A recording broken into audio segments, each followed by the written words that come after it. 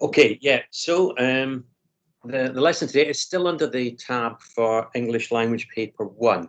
And it's a lesson entitled Love Actually, and all about sending maybe just that little bit of love this weekend, as it is Valentine's Day. Anybody sending any Valentines this weekend at all, virtually or otherwise? No. No, Hugh. No.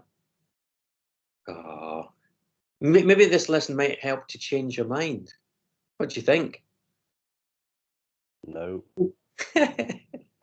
Now, go back to, yeah, we've got this thing going, and there already is one up in the Flipgrid, I'm pleased to announce.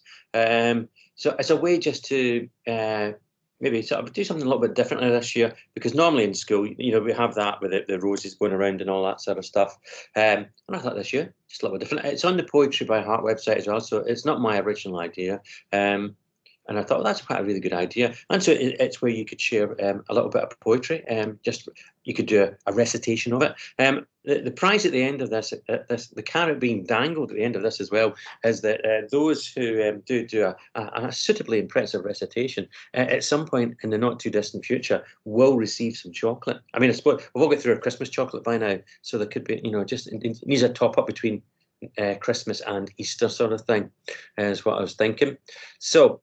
Yeah, it's all to do with Valentine's Day and a bit of love poetry here. So, as you can see, Oliver, it is not the Arctic Monkeys song that I put up, I'm afraid. It is a poem by John Cooper Clarke, and that's John Cooper Clarke there. What do we think of John? He gets he comes from Salford. He's got. If you ever, if you go and Google him and listen to him on sort of YouTube. He does lots of his own poetry, and he goes into sort of poetry slam competitions, that sort of stuff. He's quite an age now. I think he's of my kind of generation, so he's definitely, I think, mid to late 50s, possibly a little bit older. But he get classified as a punk poet. Just quickly round the room here. Penny, your initial reaction to the photograph of John Cooper Clarke there? What are you thinking? He looks cool. You think, oh, he'd take that. He's like that. So there we are. So there's one for coolness. Whoops. That's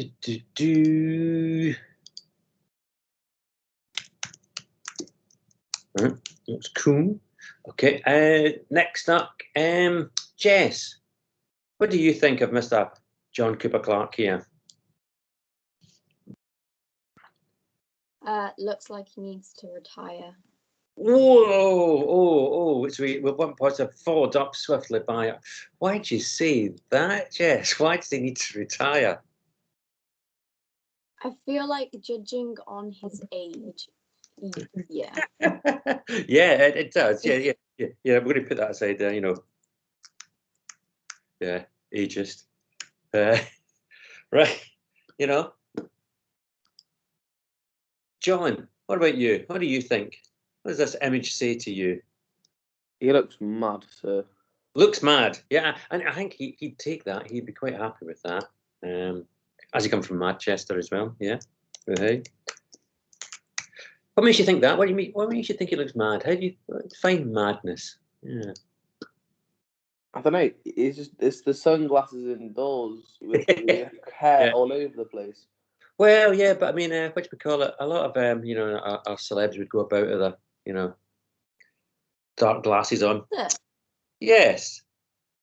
Do you think he kind of looks like Edward Scissorhands?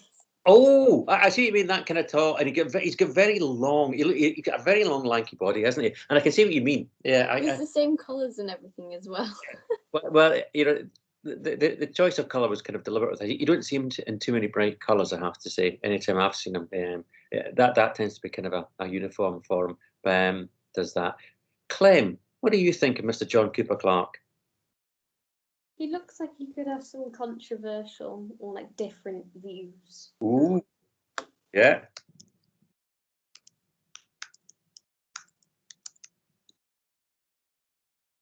Yep. Okay. That doesn't spell controversial. Here does that. Hang on.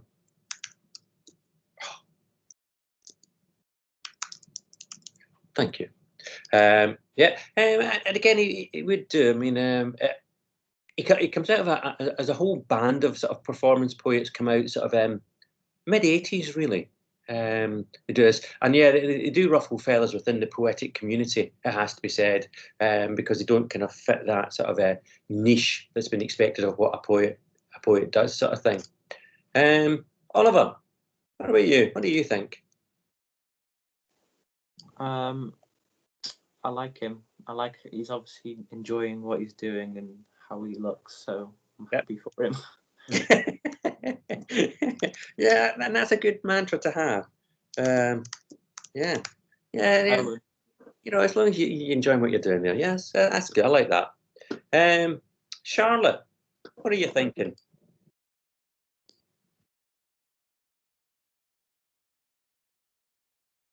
Where's Charlotte going? Charlotte, speak to us. Sorry, I just ran downstairs to get a drink. I didn't hear what you said. Yeah. And you were running back up all for hidden cameras. I have to see you running back up the stairs. That's my name. That's my name. Quick! Got to get there. Yeah, we're just discussing your reactions to the photograph of John Cooper Clarke. What are you thinking? It's odd. Yeah. He looks like he's about to go to a funeral. Yeah. I can see what you mean. Yeah. Like he looks like his dad. Yeah. Like he needs to brush his hair. Oh no, that's his kind of statement. He backcombs a lot, as you can see, and yeah, he uses a lot of product there to get it to stay like that. It was a thing of the punk movement too. See, if you go back and look at punk movement, they did do this with the hair. The amount of product that we put in it was all this kind of, it would be dyed, and a lot of them did do the really black dye, that sort of thing. And yeah, hair was all spiky, whatever, and all over the place. Yeah, that hence that name, punk poet sort of thing. Thank you, Philippa. What are we thinking?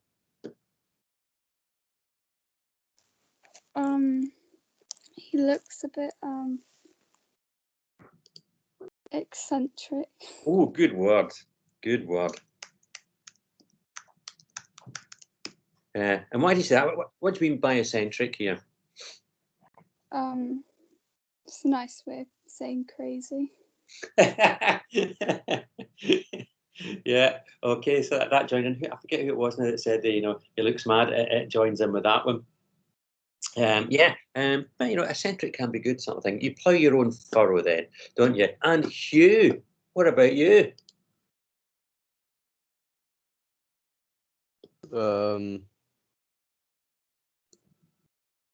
Old-fashioned. Old. I'm sure that's been said. Yeah. So hang on, a bit bigger. Old-fashioned. Oops.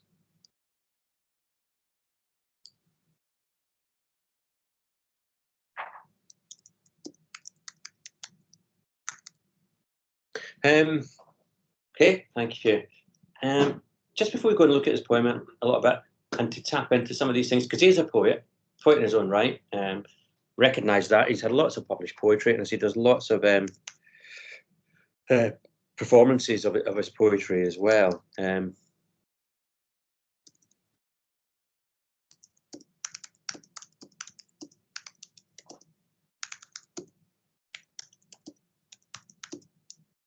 I just want to get an idea, maybe. I mean, because obviously, if I said to you, as I'm putting here, what's your idea of a poet? And again, that can also be physical as well as other things as well. I'm guessing that possibly not too many of you would sort of describe him or describe a poet to look like this.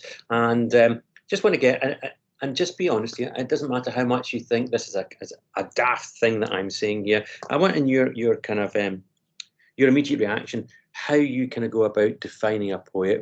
What do you think they look like? How do they dress? That sort of thing. Anything else? What sort of attitudes might they have? Okay, I just want you to give me some way that you think if you think of a poet, what do you think of?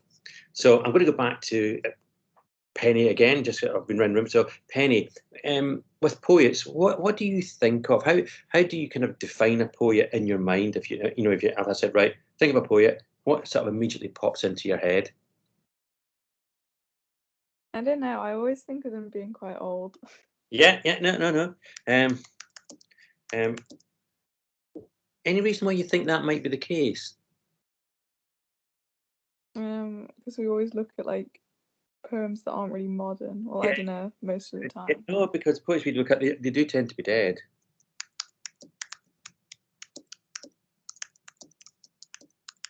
You know, in the curriculum, it's looking back over the heritage rather than the here and now. It's changed a little bit, but I mean, again, they do tend to be kind of one sort of type of poet that we look at. So I can understand that. Yeah, thank you. I know who I'll go to next. Jess. There's somebody who loves their poetry, loves the literature. I know, don't you, Jess?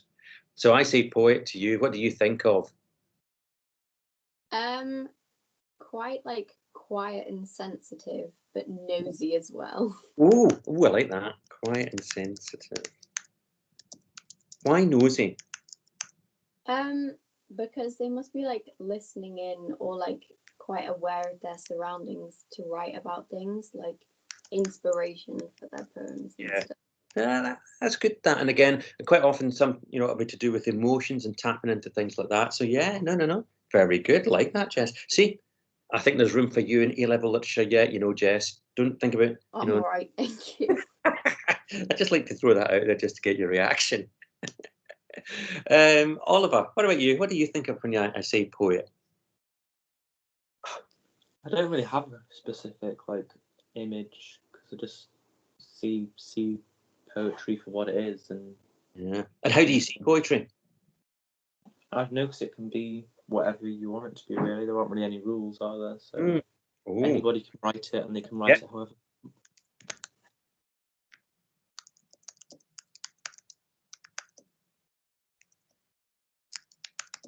Yeah, good. Thank you. Charlotte, what do you think of when I say poet? This sounds really silly, but I always kind of think of him as like mentally ill because the poems that we have read the poets have always like died of something tragic afterwards. So I always think of them like really mentally insane kind of. Yeah. Okay, I put in mentally, but I can get that because it's the sort of dark subjects that they can go into. Okay, hopefully this might dispel this today. When we look at John Cooper Clarke's. Okay, Clem, what about you? I know you already said it, but they're more in touch with their emotions. Right, yeah.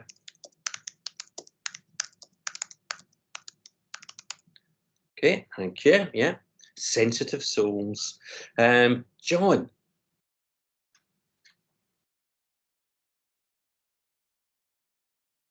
Calling John. Wait, so can you hear me?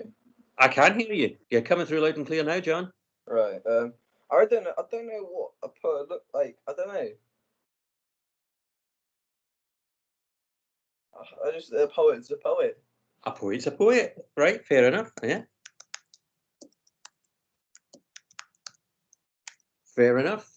Yeah. And again, that's a bit like what Oliver was saying. They can be whatever. Yeah. There's no defining of it. Yeah. Good.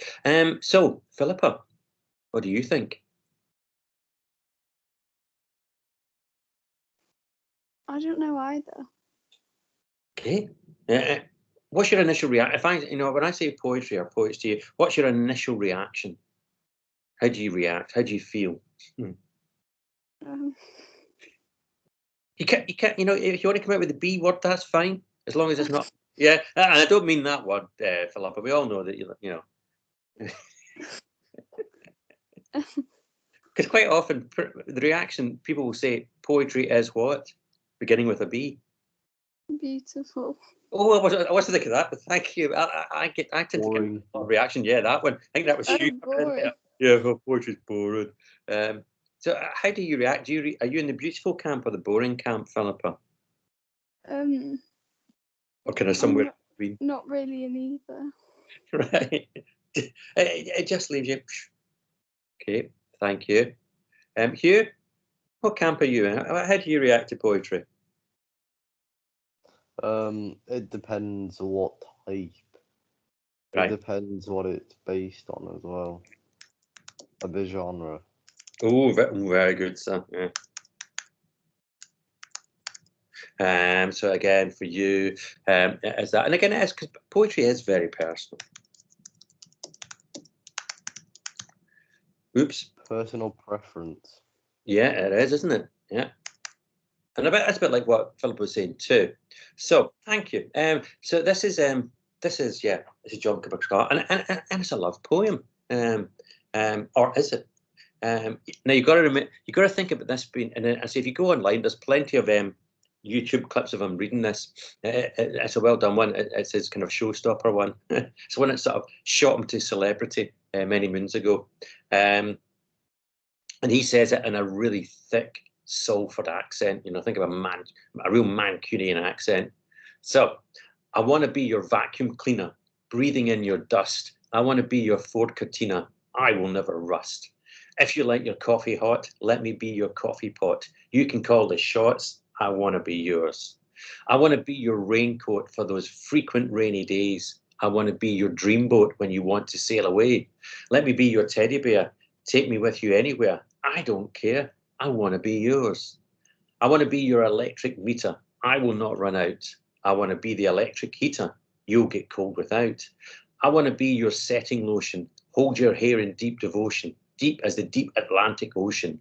That's how deep is my devotion. Okay?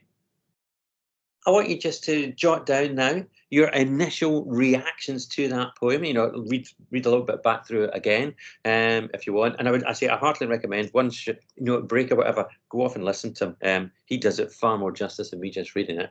But give you 5 minutes just to jot down your initial reactions. What do we call it? To that poem, please.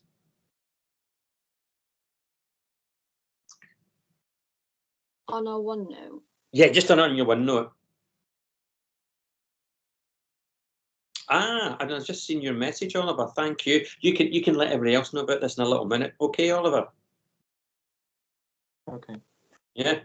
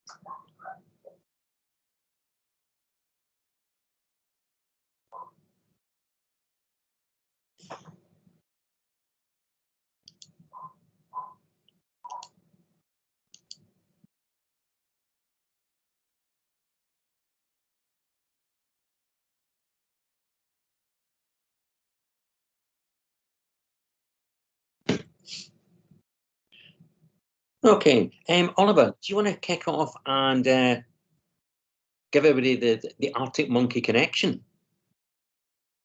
Oh, well, basically, this is the title of the last song on their album AM, and I just looked into it, and Alex Turner was very inspired by this poet. I can't remember his name.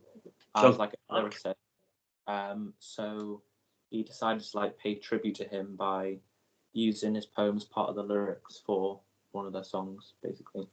Yeah, and again, I suppose now you've done that, thinking about some of the sort of the lyrics on Arctic Monkeys song, you can see the kind of connection and the way that kind of sparseness at times and those sort of direct, almost abrupt lyrics that are being used there, sort of thing.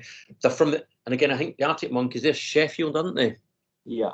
Yeah, so they're kind of geographically, they're not too sort of far apart. So I think, it seems sort of neck of the woods. Northern, it's that northern sort of bonding together there sort of thing. Okay, if I could just stay with you now, Oliver.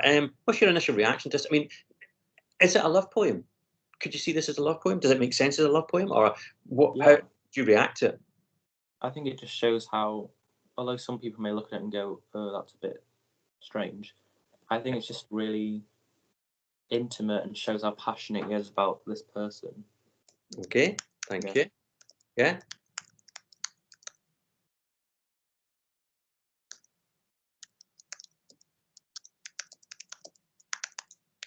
Okay, thank you. Charlotte, what do you think? How have you reacted to this? Would you be pleased to receive this as a Valentine poem from, the man of your dreams? No. Why not? It comes across to me that he's very thick because he's not. He's not using the words that you would want to be used in a love poem. Like, it's like a child's written it. Like, it's not a good poem. Right. Oops. No.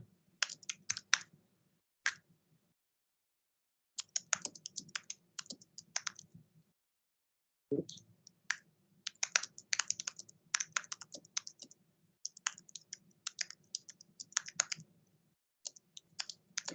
And that's a kind of valid point. I mean, it's about breaking sort of some sort of convention. And then if you think back to, remember when we were sort of exploring the Wilfred Owen poetry, and I think it was Oliver I might have mentioned about, the style of language that you use. It kind of goes against our sort of type. And again, with love poetry, it's the same sort of thing. Yeah, we might have sort of preconceived ideas because he's using, you've been compared, or he's saying he wants to be things like an electric meter, a vacuum cleaner. And again, it's not that kind of thing that you'd normally associate with somebody expressing their love. But we think there's a kind of convention that goes with it. So thanks for that, Charlotte. Yeah.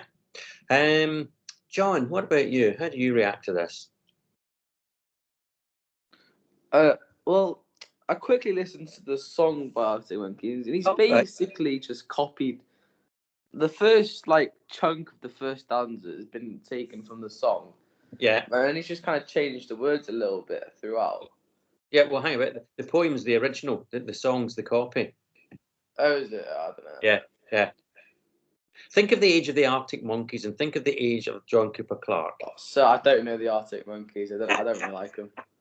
No, but the Arctic Monkeys have they've borrowed his poem and put it into a song. Anyway, what's your reaction to it? I don't know. It's not. I don't really like the poem. Right? Okay. Why not? Well, it doesn't really. I don't know. It's just like coffee pot and hot and pot, and I don't know. Right, I think you're going down the same kind of route as Charlotte was there. It's that sort of kind of simplistic rhyme scheme pattern. Yeah. So, and again, that makes it kind of like childlike again, and too simplistic. Okay. Yeah. Okay. Thank you. Penny, what are your thoughts, please? Well, there's a lot of repetition. Yeah. And why use repetition, do you think? Kind of show it highlights the point. Yeah, again.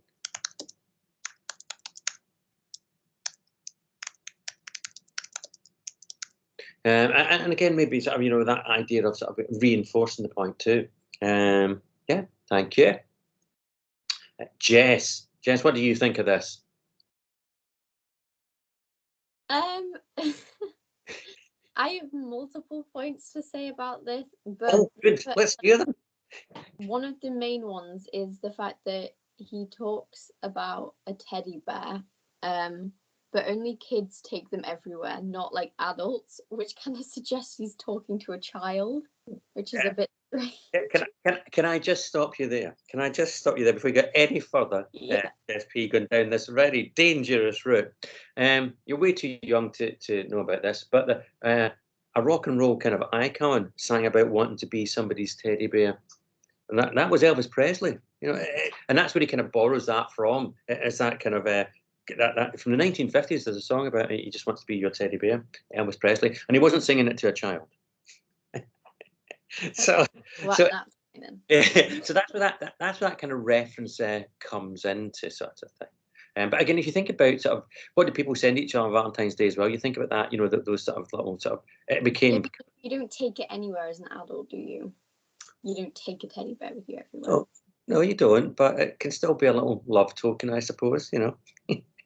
Anyway, carry on, Jess. What are you thinking I about? can see where Jess is coming from, though, because you know that I don't know what the rock star's called, but recently it's come out that he's like a paedophile. I don't think that was Elvis Presley. yeah. No, you know maybe who I mean? Jackson.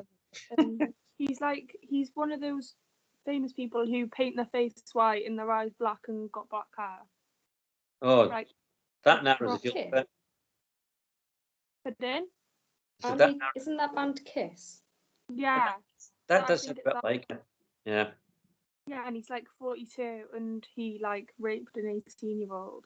Is that right? Okay, this is That's taking kind of what I think about when I look at that picture. this is taking a bit of a darker turn that I didn't expect.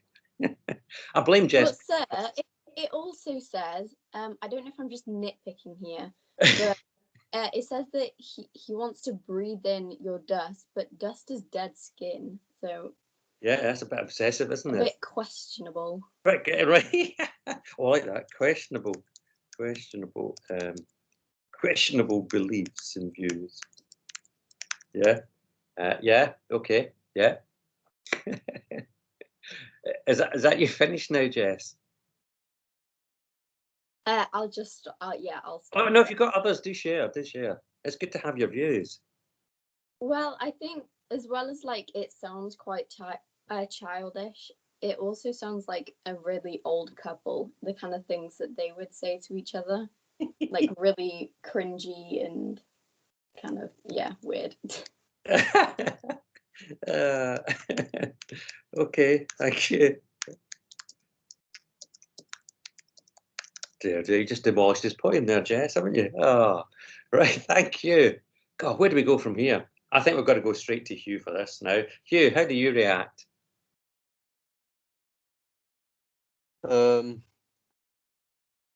don't even know, sir. You don't even know. Do you like it, not like it? No. Starting point. No, I don't like it. You don't like it. So why don't you like it? Because he's trying to be all this stuff that he can't even become. Right, but doesn't that what love does to you? You make these sort of ridiculous Can't become an inanimate object, though, sir. No, you can't, can you? But they're practical objects too and helpful, aren't they? They're, some would say maybe everyday necessities. Yeah. Okay, thank you. Philippa, how about you? Well, it's definitely not your stereotypical It's not, is it? poem. That's why I chose it. I think it's a bit freaky. Bit freaky. Right. Yeah, okay. Thank you. And Clem. It's very creative. Oh, I like that. It's like he's thought it through quite well. Mm-hmm. Because if you're not really thinking about it, then how can you come up with being a Ford Cortina? Yeah, and again, it kind of it puts it of its time, doesn't it? You know, its genre. That's, I think, it puts it into context. You know, it's sort of 1970s, late 70s, that thing, and that car's knocking around and all that sort of stuff. Yeah, no, thank you. I've been round everybody now, haven't I? Yeah. Now, Sir, oh yes, I was just going to say, doesn't it make it a bit more well thought through, because aren't Ford Cortinas known to like rust very easily? they may well do, but they become kind of collector's items too. Yeah. Well, I'm going to sort of put a couple down now as well. For me, I pop them into red, so they're different, just to make you think.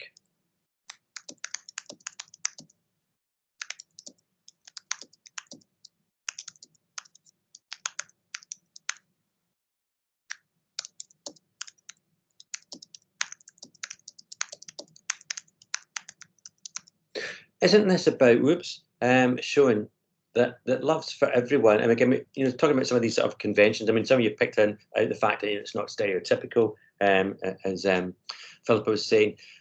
Doesn't this poem kind of show you that it's, you know, that topic of love? Everybody's got a way of expressing it. Everybody's got a right to express it in their own language, sort of thing. It doesn't have to be Shakespearean, you know. It doesn't have to be John Donne. It doesn't have to be Keats. It doesn't have to be Elizabeth Barrett Browning. You know, those sort of people that are kind of venerated for their love poetry down through the centuries. It's about maybe a little bit about that. Also,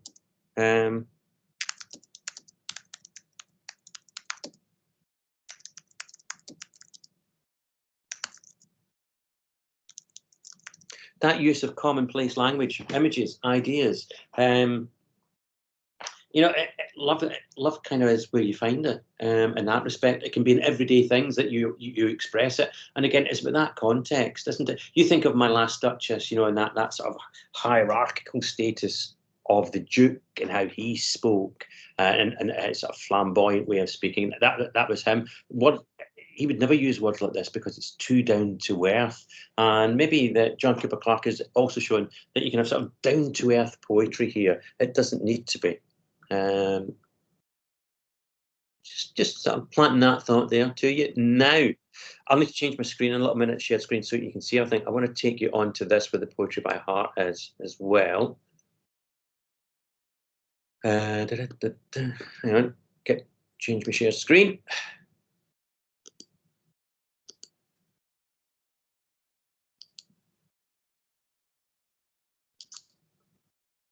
Okay. You've got the link in this, and I'd certainly ask you to go and have a little look at this, just to sort of see how people write about poetry. I'm going to share another one with you. Where was it now? Jackie Kay, I think. Ah, no. Here we are.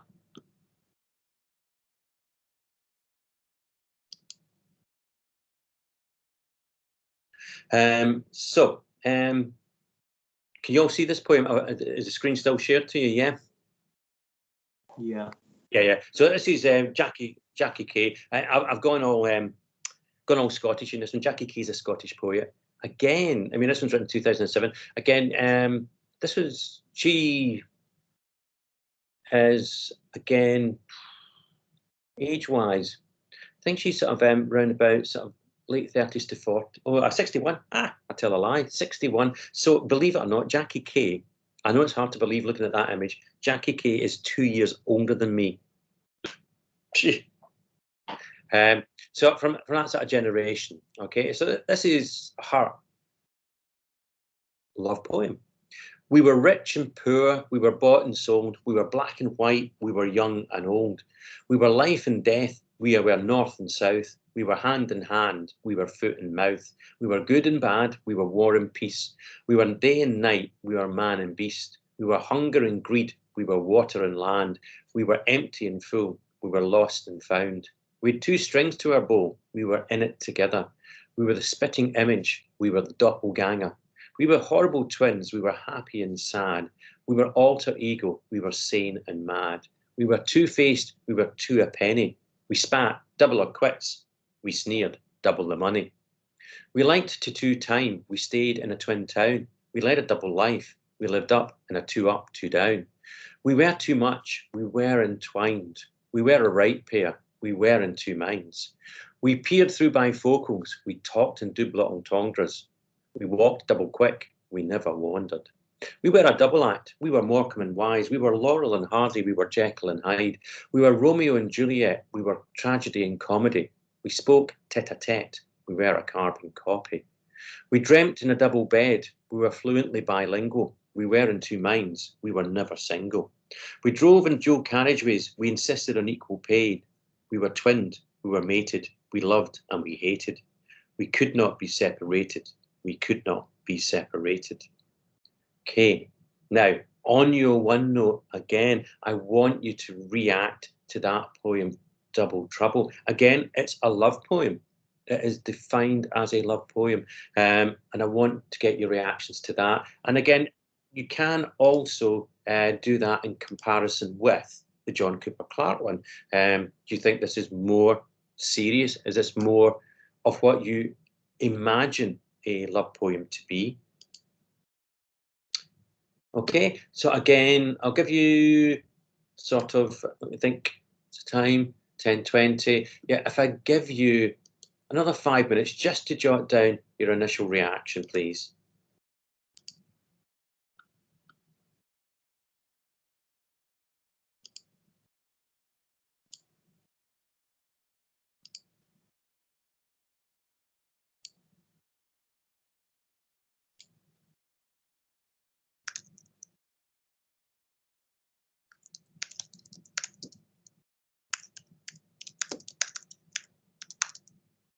Oops.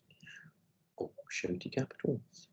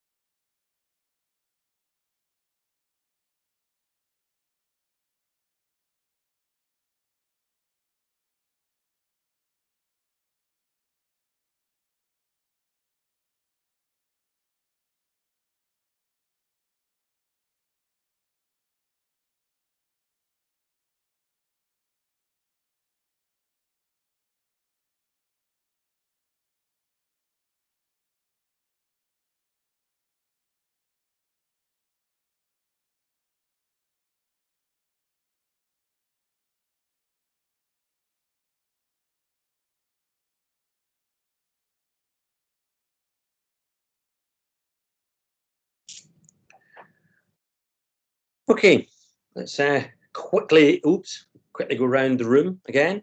I'm going to start with Clem this time, please. Clem, what do you think of Double Trouble? And and you can just talk about that one on its own, or you can sort of do it as a sort of a comparison to I Want to Be Yours. I can't actually find the poem. Ah, that's because. Oh, right. I was Sorry. just. I'm sorry. I sort of switched off that. What do we call it? Poetry by Heart page again. I was hoping that you just reacted through that initial reading sort of thing. You'll get it on the hyperlink. I'll take you back to it again just before we break up. Okay. Anybody even able to give me any thoughts here on that poem, Double Trouble by Jackie Kay? I think even the title of it's quite a big thing because it's saying that they go or they're together all of the time. Right. Yeah.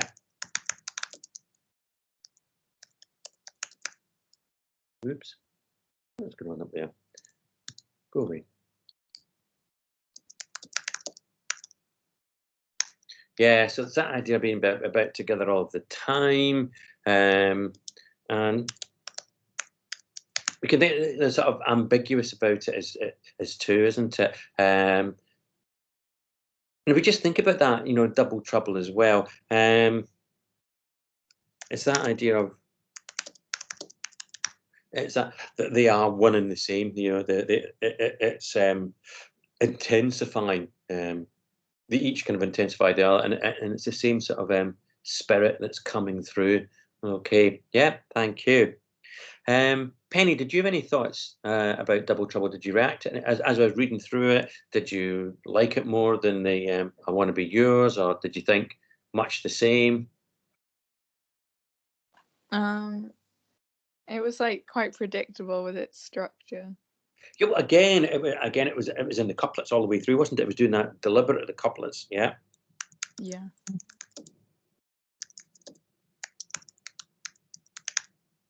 What could that maybe be saying about love? Do you think then, Penny? Well, because it's like couplets and there's two, you can say it's like a couple. Yeah, yeah.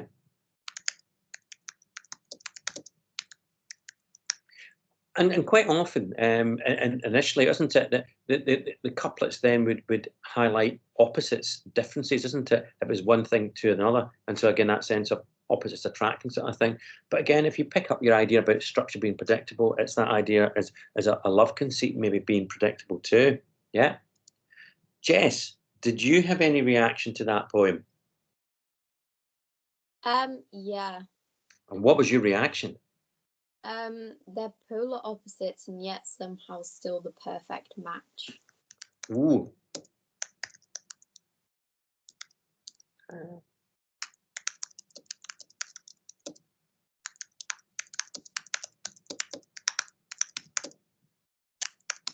And you'll have heard of the phrase, I am sure, about opposites attract. Yeah. Yeah. Is that kind of that sort of idea, isn't it? Oops.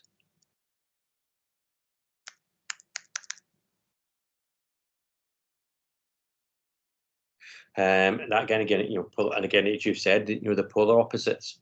That's what makes it work so well. Yeah, thank you.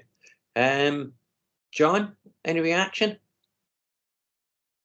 I think the first poem, it was like kind of cringy, but this one, I don't know, I preferred it more.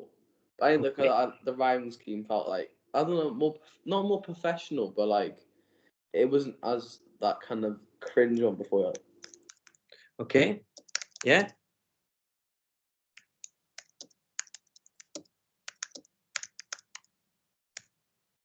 Yeah. And again, just through its content. Yeah. Okay. Got that. Philippa.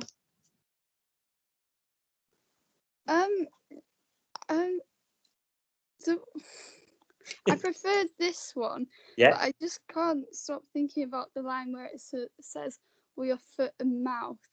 Is that like a disease, isn't it? Yeah. No, you're thinking about the old cows, haven't you? Yeah, the foot and mouth disease. Yeah. And again, there is a great sort of ambiguity about that as well. And again, if you have your foot in your mouth, it's that idea about you say the wrong thing sometimes. But yeah, there's all those kind of connotations go with it. Yeah. Oops.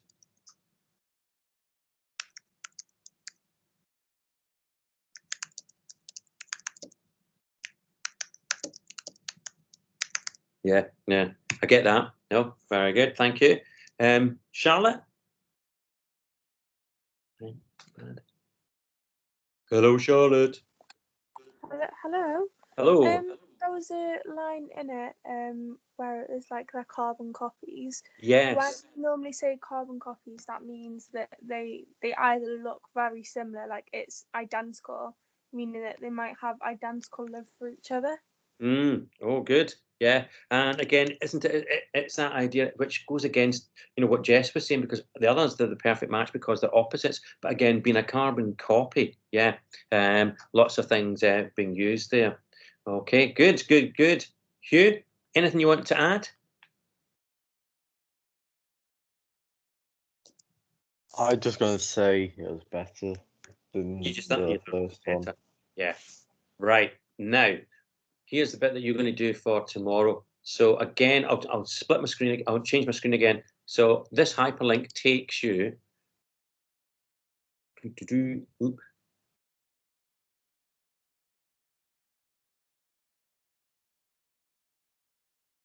Hang on a minute.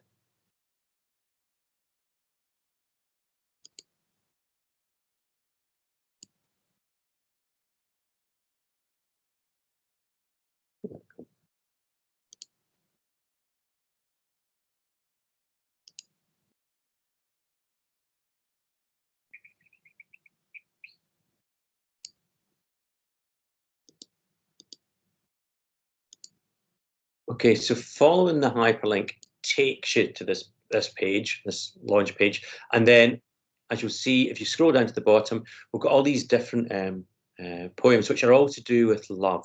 Okay, and that one, Double Trouble there, We Were Rich and Poor, Jackie Kay, that's where that one is. Okay, so you've got that one, and then have a little look at some of these. Obviously, the friends and family one, and again, lots of these ones here, the more recent poets. You've then got the classical attitude towards love, Shakespeare, Marlowe. Maybe have a look at one of those. Then we've got the modern ones, Edward Morden, another one from Jackie Kay, also Caroline Duffy. Have a look at those. And see what you think, and see if there's some that you like. You think, oh, that really does for you signify love. But what I want you to do for me tomorrow is to bring a poem. I want you to locate a poem that you think, for you, defines love. And it doesn't have to be love as in two lovers, as in Romeo and Juliet. As you can see here, some of them are under different headings. It's like, friends and family. It could be, an expression of love to a friend. It could be an expression of love to somebody who's died.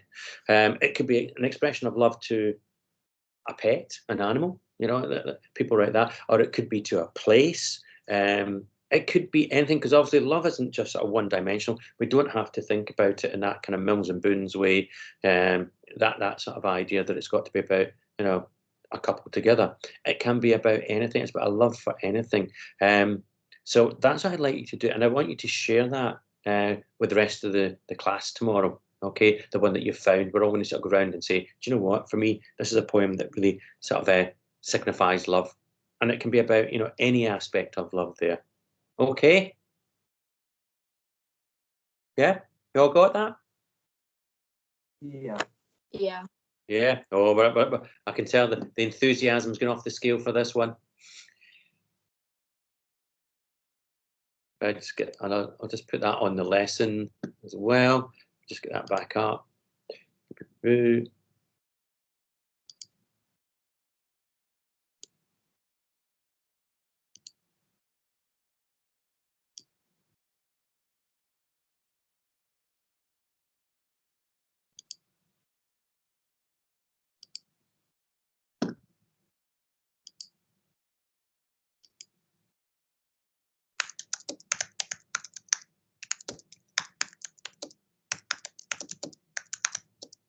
Oops.